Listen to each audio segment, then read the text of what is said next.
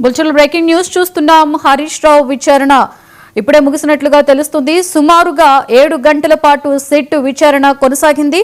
ఇప్పుడే జూబ్లీహిల్స్ పిఎస్ నుంచి కూడా హరీష్ రావు బయలుదేరినట్లుగా తెలుస్తుంది. డైరెక్ట్ గా తెలంగాణ భవన్ కు హరీష్ రావు చేరుకుంటున్నారు.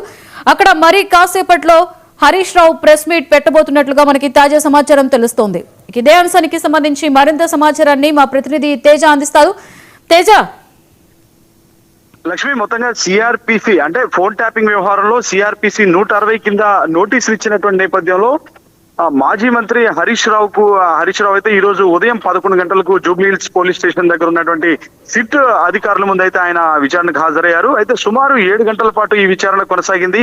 మధ్యలో ఒక 30 నిమిషాల పాటు లంచ్ విరామం ఇచ్చినప్పటికీ కూడా సుదీర్ఘంగా, అంటే ఇప్పుడు 6 గంటల 35 నిమిషాల వరకు వస్తుంది. ఇప్పటి వరకు కూడా సుదీర్ఘంగా అంటే 7 గంటల పాటు విచారించినటువంటి సిట్ అధికారులు అయితే మాత్రం ప్రస్తుతానికి హరీష్ రావుకి బయటికి పంపించేశారు. హరీష్ రావు అయితే విచారణ ముగించుకొని ఆయన బయటకు వచ్చారు. బయటకు వచ్చిన నేపథ్యంలో మొత్తంగా ఇక్కడ ఉన్నటువంటి ఆయన అభిమానులు, బీఆర్ఎస్ పార్టీ శ్రేణులంతా కూడా అంటే నినాదాలు చేస్తూ జై హరీష్ అంటూ నినాదాలు చేస్తూ వారంతా కూడా ఆయన్ని రిసీవ్ చేసుకున్నటువంటి పరిస్థితి ఉంది. ఆయన హరీష్ రావు అయితే ఆయన కాన్వాయ్ తో బయలుదేరి ఆ బీఆర్ఎస్ పార్టీ శ్రేణులు ఆయన వెంట భారీగా కదిలారన్నట్లుగానే చెప్పాలి. ఆయన నేరుగా తెలంగాణ భవన్ కు చేరుకుంటారు. మరి కాసేపట్లో తెలంగాణ భవన్ కు చేరుకున్న తర్వాత ఆయన మీడియాతో మాట్లాడతారు.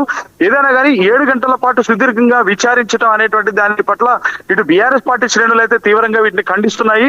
అన్యాయంగా మా నాయకుడిని వేధిస్తున్నారంటూ కూడా వారంతా కూడా ఇటు ప్రభుత్వం పైన నినాదాలు చేస్తూ వ్యతిరేకంగా నినాదాలు చేస్తూ ముఖ్యమంత్రి రేవంత్ రెడ్డికి వ్యతిరేకంగా నినాదాలు చేస్తూ ఉన్నటువంటి పరిస్థితి ఉంది. మరి కాసేపట్లో అయితే మాత్రం హరీష్ రావు తెలంగాణ భవన్ కు చేరుకుంటారు. అక్కడ మీడియాతో మాట్లాడతారు అన్నట్లుగానే మనం చెప్పాలి. లక్ష్మి, అయితే తేజ, ప్రస్తుతానికంటే పిఎస్ దగ్గర ఉద్రిక్త వాతావరణం ఏ రీతిలో ఉంది, అలాగే అదంతా కూడా సద్దుమణగడం జరిగిందా? తాజా పరిస్థితి ఏంటి తేజ అక్కడ పిఎస్ దగ్గర?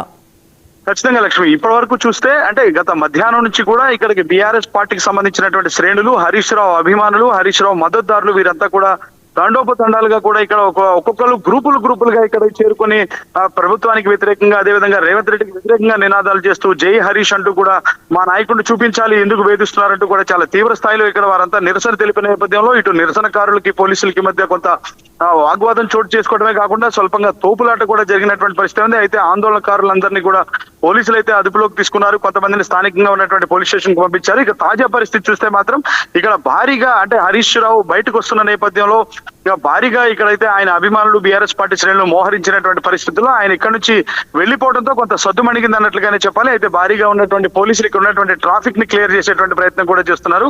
మొత్తంగా ఇక్కడ పరిస్థితి అయితే మాత్రం శాంతించింది అన్నట్లుగానే చెప్పాలి. కానీ భారీ కాన్వాయ్ తో అంటే హరీష్ రావు వెంట ఇటు తెలంగాణ భవన్ కు భారీగా బీఆర్ఎస్ పార్టీ శ్రేణులు కదిలి వెళ్లారు అన్నట్లుగానే మనం చెప్పాలి. Lakshmi, right, thank you Teja.